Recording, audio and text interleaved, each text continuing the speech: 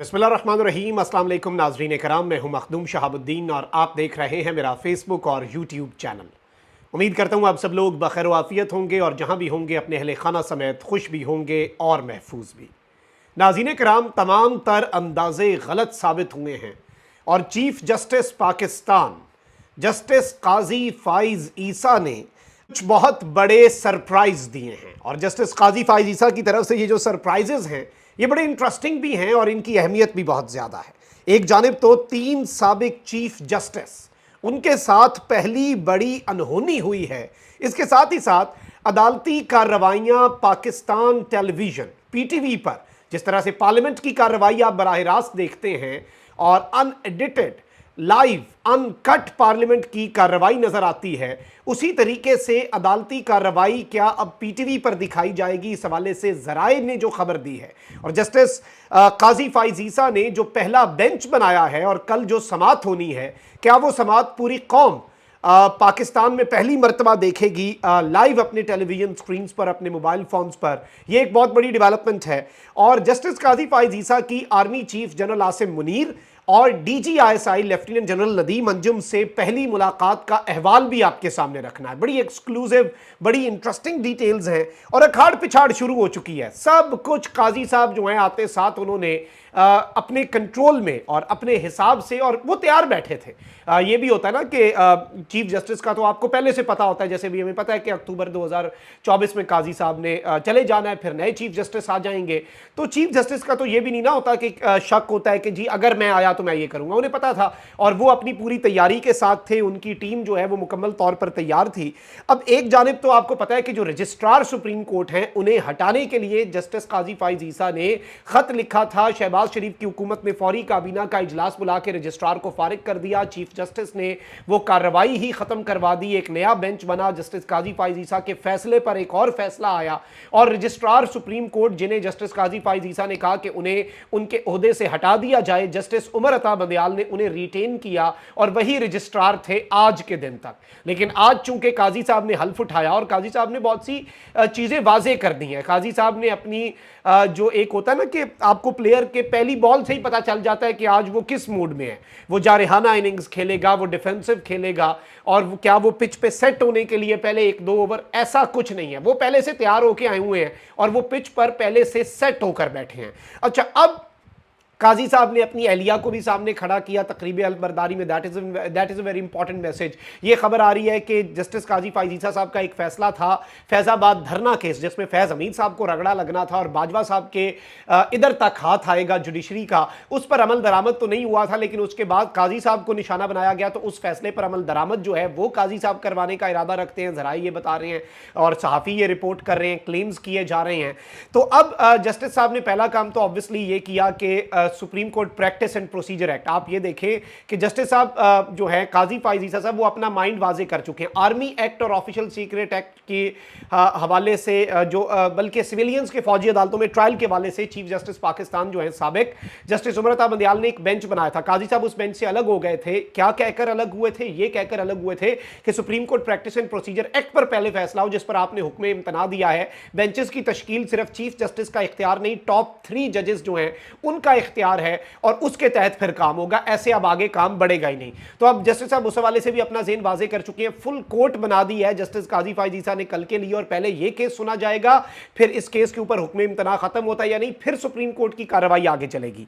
अब एक जानिब तो डिस्ट्रिक्ट एंड सेशन जज उकाड़ा ये है जजीला असलम, इनकी खिदमात लाहौर हाई कोर्ट से सुप्रीम कोर्ट के सपुर्द कर दी गई हैं और यही इम्कान जाहिर किया जा रहा था कि सुप्रीम कोर्ट की तरफ से इनकी खिदमात मांगी गई हैं।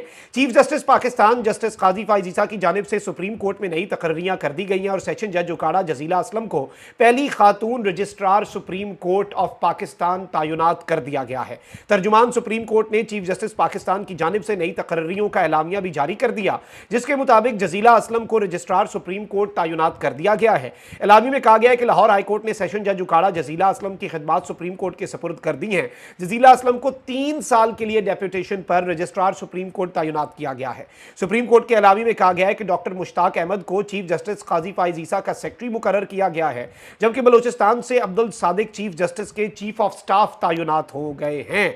याद रहे कि जस्टिस काजी फाइज ईसा ने आज ही सुप्रीम कोर्ट के 29वें चीफ जस्टिस के तौर पर हल्फ उठाया है और कल ही उन्होंने supreme court practice and procedure act already लगा दिया हुआ है। केस अब सुना जाएगा और इनकी सरबराही में फुल कोर्ट जो है वो इसकी समाप्त करेगा। इसके साथ और भी पाकिस्तान के अंदर बहुत कुछ तब्दील हुआ। एक आम तब्दीली तो नाज़रीन इकराम ये भी हुई है कि चीफ जस्टिस पाकिस्तान की तब्दीली के बाद सुप्रीम जुडिशल काउंसिल और जुडिशल कमीशन ऑफ पाकिस्तान के मेंबरान की भी तश्कील नौ हो गई है और इस सब के अंदर आज जो कुछ हुआ है उसमें मैं आपको बता देता हूं। Justice Ijazul Ahsan supreme judicial council के रुकन बन गए हैं, जबकि जस्टिस सरदार तारिक पहले ही सुप्रीम जुडिशल काउंसिल का हिस्सा हैं। ख्याल रहे कि चीफ जस्टिस पाकिस्तान और 2 सीनियर तरीन जज सुप्रीम जुडिशल काउंसिल का हिस्सा होते हैं और अब इसमें obviously supreme court practice and procedure act क्योंकि वापस आ जाएगा, जस्टिस काजी फाइज ईसा साहब अपना ज़हन वाजे कर चुके हैं उसमें, तो उसमें अब जस्टिस एजाजुल एहसन होंगे, जस्टिस सरदार तारिक मसूद होंगे और जस्टिस काजी फाइज ईसा होंगे। तो आप ये कह सकते हैं बंदियाल साहब के लिए बंदियाल साहब थे, काजी फाइज ईसा और सरदार तारिक मसूद साहब थे। तो बंदियाल साहब इसीलिए उसमें हेजिटेंट थे क्योंकि जस्टिस काजी फाइज ईसा साहब जो हैं और सरदार तारिक मसूद साहब वो हम ख्याल समझे जाते हैं, मतलब एक ही जहन और एक ही आइडियोलॉजी।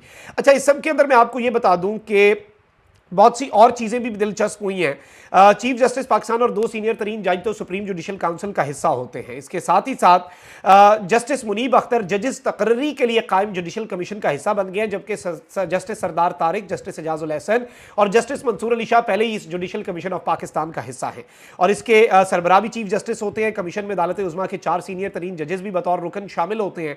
कमीशन के दीगर अरकान में एक रिटायर्ड जज, वजीर कानून, अटॉर्नी जनरल और बार काउंसिल का नुमाइंदा शामिल होता है और ये सुप्रीम कोर्ट और हाई कोर्ट की सतह पर जजेस की तकर्रियां होती हैं। तो ये बड़ा मानी खेज है, बड़ा इंटरेस्टिंग है मामला, लेकिन ये सब कुछ अब हो रहा है और ये बड़ी तेजी से हो रहा है और ये आप आने वाले दिनों के अंदर देखेंगे कि बहुत ज्यादा इंटरेस्टिंग मामला होने जा रहे हैं।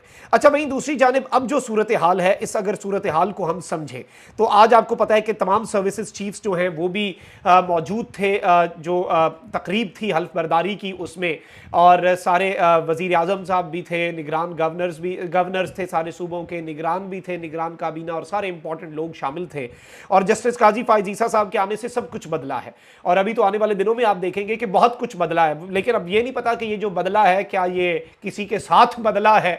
ये 2 बदला मैं लफ्ज़ आपके सामने रख रहा हूँ, लेकिन बड़ी अच्छे की उम्मीद है और जस्टिस काजी फाइज ईसा साहब से गलत उम्मीदें इस वक्त नून लीग ने लगाई हुई हैं कि वो आके सब ठीक कर देंगे किसी भी जज के हवाले से। देखें, मैं तो समझता हूँ कि मैं कोई ओपिनियन फॉर्म कर नहीं सकता, जुडिशल ऑर्डर्स पर हम तनकीद कर सकते हैं और उस पर हम कंस्ट्रक्टिव क्रिटिसिज्म कर सकते हैं, लेकिन जब वो आएंगे किसी के बारे में पहले ओपिनियन फॉर्म करके इस तरह की चीज़ें करना, हम तो यही समझते हैं, यही उम्मीद है कि आइन और कानून की बालादस्ती के लिए वो काम करेंगे। आज एक बड़ी दिलचस्प तस्वीर आई है लेफ्टिनेंट जनरल नदीम अंजुम की, जिन्हें एक्सटेंशन मिली है और जो जाहिर बात है कि जनरल नदीम अंजुम जो हैं वो अब पाकिस्तान को सर्व करते रहेंगे बतौर डीजी ISI और बड़ी उनकी ये इंटरेस्टिंग सी एक तस्वीर है जिसमें उनके चेहरे पर बड़ी एक खास किस्म की मुस्कुराहट है। सफ़े अव्वल में वो बैठे हैं, उनके साथ नेवी के जो चीफ हैं वो बैठे हैं और बाकी सारे सर्विसेज चीफ्स हैं और जो नदीम अंजुम साहब हैं वो उनके चेहरे के ऊपर एक बहुत ख़ास किस्म की मुस्कुराहट है और बड़े फ्रेश किस्म के, और उसे भी एक बड़े इंपॉर्टेंट तनाजुर में देखा जा रहा है। लेकिन आज मैं आपको ये बता दूं कि वहाँ पर जो साफ़ी मौजूद है उन्होंने बताया कि चीफ जस्टिस काजी फाइज ईसा जो ही स्टेज से नीचे उतरे, मेहमानों ने उन्हें घेर लिया। Army chief general Asim Munir ने आगे बढ़कर चीफ जस्टिस को मुबारकबाद दी, जिस पर चीफ जस्टिस ऑफ पाकिस्तान ने मुस्कुराते हुए army chief general Asim Munir का शुक्रिया अदा किया। इसी असना में 2 पीस में मलबूस साथ खड़े डीजी ISI ने पहले अपना तारुफ करवाया। उन्होंने कहा कि जारी बात है, एक वो पता तो है काजी साहब को, लेकिन नदीम अंजुम साहब ने कहा कि मैं DG ISI general Nadeem Anjum, और वो 2 पीस में मलबूस थे और फिर मुबारकबाद दी, फिर कहा कि आपको बहुत बहुत मुबारक हो चीफ जस्टिस ऑफ पाकिस्तान बनने पर, जिस पर चीफ जस्टिस ने थैंक यू बोला और फिर वो आगे बढ़ गए। मतलब उन्होंने ये मुलाकात ज़्यादा तवील नहीं की और ऑब्वियसली इस तरह से पब्लिक में आप खड़े हो तो कोई ऐसी बात तो नहीं, लेकिन ये बाकायदा तौर पर, बाज़ाब्ता तौर पर it was the first meeting between the powerful people. और एक जाने पाकिस्तान की मिलिट्री एस्टैब्लिशमेंट है तो दूसरी तरफ जुडिशल एस्टैब्लिशमेंट है और काजी साहब जो हैं वो ऑब्वियसली उनसे वो कुछ सरप्राइजेस भी दे सकते हैं। अच्छा, अब यहीं दूसरी जाने मैं आपको ये बता दूं कि जस्टिस काजी फाइज ईसा की तकरीब हल्फ बर्दारी जो है उसमें 3 साबिक चीफ जस्टिस खोसा साहब हो जाएं और गुलजार साहब हो जाएं और साकिब निसार साहब जो हैं, इन्हें दावत नहीं दी गई। बड़ा वाज़ेह एक क्लियर मैसेज दिया गया है और इन्हें दावतनामे जो हैं वो हल्फ बर्दारी के जारी नहीं किए गए। इसी वजह से ये तीनों जो जज साहिबान हैं, साबिक चीफ जस्टिस हैं पाकिस्तान के, वो इसमें शरीक नहीं हो सके। इसे भी एक क्लियर मैसेज के तौर पर लिया जा रहा है कि ये इनवाइटेड नहीं थे। ये भी एक बड़ा क्लियर मैसेज, वरना साबिक चीफ जस्टिस एक बड़ा अहम ओहदा होता है और जाहिर बात है कि वो शामिल भी होते हैं और ये सब कुछ होता है। तो साकिब निसार साहब ऑब्वियसली एक बड़ा डिफरेंट माइंड और एक डिफरेंट अप्रोच के जज जो हैं जस्टिस काजी फायजीसा साहब समझे जाते हैं, तो शायद इसीलिए उस नैरेटिव को भी शायद इससे कुछ मैं समझता हूं तकवीयत मिलेगी। अब जरा एक और बड़ी खबर आपको दे देते हैं नाज़रीन इकराम, और ये खबर जो है ये इतनी सादा नहीं है, ये बहुत बड़ी खबर है। It is a big news और इस हवाले से कुछ सहाफ़ी जो हैं वो चीज़ें रिपोर्ट कर रहे हैं और उनके हवाले से चीज़ें सामने आ रही हैं और ये बताया जा रहा है इस वक्त बहुत बड़ा क्लेम एक सहाफ़ी की तरफ से सामने आया है कि सुप्रीम कोर्ट में कल की अदालती कार्रवाई बराह रास्त नशर होने का इम्कान है। यानी कि पहली मरतबा मैंने तो इससे पहले नहीं देखा सुप्रीम कोर्ट की कार्रवाई बराह रास्त नशर की जाए। पीटीवी को इंतजामात मुकम्मल करने की हिदायत कर दी गई हैं। तकनीकी पहलुओं का जायज़ा लेने के लिए जो टेक्निकल एस्पेक्ट्स हैं, पीटीवी के वफ़द ने सुप्रीम कोर्ट ऑफ पाकिस्तान का दौरा भी किया है। तो I personally think this is going to be one of the biggest updates ever. मतलब इससे बड़ी अपडेट और हो नहीं सकती अगर तो मामला इस तरफ को जाता है, सूरत हाल ये बनती है और ये एक बहुत बड़ी चीज़ होगी। और इसमें जज साहिबान जो हैं वो भी पता चलेगा कि कौन सा जज क्या बात कर रहा है। पहले तो हमें रिमार्क्स मिलते थे ये सब कुछ, लेकिन अब पाकिस्तान के अंदर कोर्ट रिपोर्टिंग जो है वो उसकी गुंजाइश खत्म होती जाएगी। क्योंकि पहले तो होता था साफ़ी अंदर बैठ के बाहर बताते थे अंदर क्या हुआ, और कभी बहुत दफ़ा जज साहिबान का होता था कि जी हमें मिस कोट कर दिया गया या हमारी बात का गलत मतलब लिया गया। अगर तो ये हो जाता है और इंपॉर्टेंट केसेस जो हैं, अहम केसेस जो हैं, उनकी पीटीवी पर लाइव समाअत होती है, तो ये मैं समझता हूँ एक बहुत बड़ी डेवलपमेंट होगी। वैसे तो खान साहब भी कहते हैं कि मेरा केस चलाएं, मुझ पर साबित करें सारे कसूर, 9 मई के वाक़यात भी, साइफर भी, लेकिन मुझे डिफेंड करने का मौका दें। एक ये दरख्वास्त है और दूसरा पूरी कौम को दिखाएं। कहीं ये मामला उस तरफ तो नहीं चला जाएगा, फिर अगर ये दिखाएंगे तो कल को वो भी मुतालबा करेंगे कि हमारी कार्रवाई भी दिखाएं। तो वो भी एक बड़ा मैं समझता हूं कि बड़ा इंटरेस्टिंग किस्म का मामला हो जाएगा और बड़ी एक इंटरेस्टिंग डेवलपमेंट होगी। अभी तक जरा ये बता रहे हैं, it's not yet confirmed, but इस हवाले से बाज़गश्त जो है इस्लामाबाद और जो पाकिस्तान के अहम सहाफ़ती और सियासी हल्के हैं उनमें ये चल रही है। ये मैं आपको कंफर्म कर सकता हूं। अपना बहुत ख्याल रखें। अल्लाह निगहबान। पाकिस्तान जिंदाबाद।